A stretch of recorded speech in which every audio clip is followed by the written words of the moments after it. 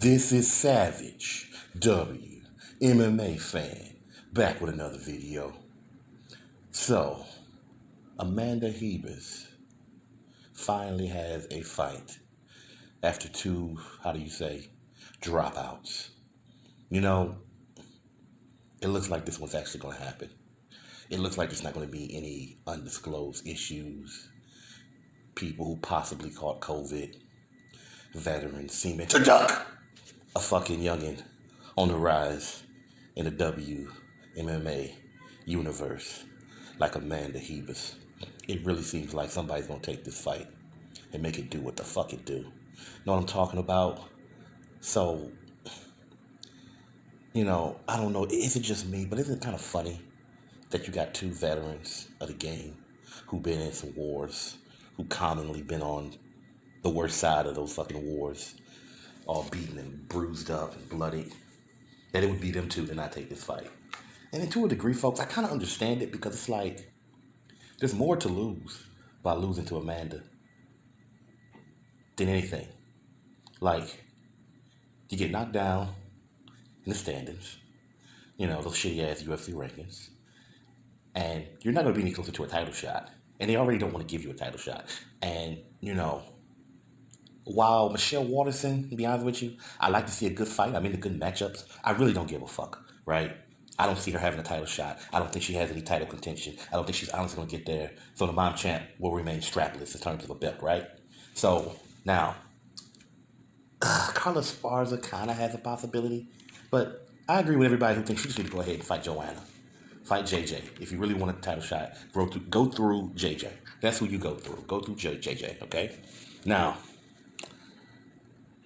honestly, the more I look at it, and I'm really trying to be considerate of the fact that these are professional fighters and all of that, and I do consider that shit. I really do. The Savage does, but to be honest with you, maybe it's just my bias, but the more and more I see it, I just think they're afraid of this bitch. I mean, I honestly think they are afraid of Amanda Hebus, and I think if they don't go into a fight knowing they're going to be 100% or like at least 98, they don't want nothing to do with this fucking girl. This girl like the fucking plague. That's how they're trying to avoid her and shit, So it kind of makes sense why they would duck her.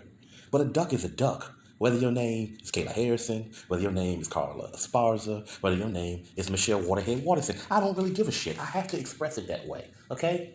You ducked, and the world goes on. But I promise you, if Carla Esparza doesn't eventually end up fighting Amanda Hebus, I'm going to remember this day, and I'm going to bring this shit up again. Because all that talk about, when y'all was getting ready to set up this fight that was supposed to happen between Amanda Hebus and Carla Esparza and shit, like, yeah, I'm down, I'm ready, I'll do that, and then you're out. It's not looking good. It's not looking good right now. But thankfully, this wild girl has found a competitor that's actually willing to get in there and bang with her. And I'm very excited about it. So we have, there she go. She's a savage. She's a motherfucking savage. We have Marina Rodriguez. Excellent striker. Very good striker. And this is going to be a fun fucking fight.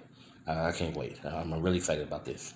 And honestly, I'm still leaning Amanda Hebus because I think her all-around game is going to be enough to take out Rodriguez. But Rodriguez's game, and she gets the knock for not being that great on the ground. But even in the Carla Esparza fight, she was doing something. She just kept letting her take her ass down too fucking much. So we'll see. Maybe she improved. Maybe this will be a good fight. Maybe she'll have some good takedown defense. We'll see what happens. So this is very exciting matchmaking by the UFC. Very exciting matchmaking. Will be all Brazilian war on both sides of the octagon. Yeah, that's going to be fun. And I just have to talk about this. I have to talk about this real quick because this may be one of the best fights of the year. Illima-Lei McFarlane versus Juliana Velazquez. Oh boy, somebody getting their ass kicked tonight. Somebody about to fucking get handled. I'm still going with Velazquez.